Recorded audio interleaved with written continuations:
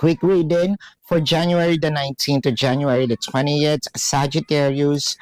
So we have the Eight of Pentacles, the Strength card, and the Sun.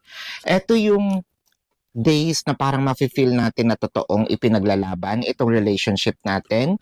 Probably meron ditong parang nangungutya sa relationship natin. Meron din dito siguro tayo mismo, no, kayong dalawa is nagkaroon ng either challenges, no?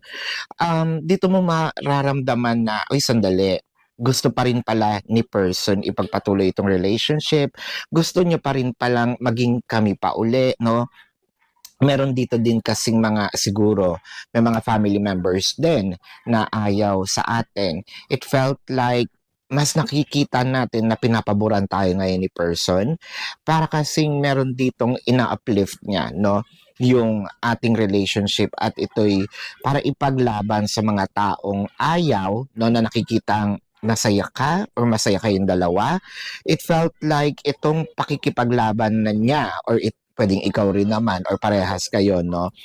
Maganda naman kasi with the Sun in here, mapapatunayan nyo na kahit kayong dalawa lang, okay na, no? Hindi nyo na kailangan ng maraming tao sa paligid ninyo. So this is your quick reading, Sagittarius, for January the 19th to the 20th. My name is Daphne, but spirit calls me back.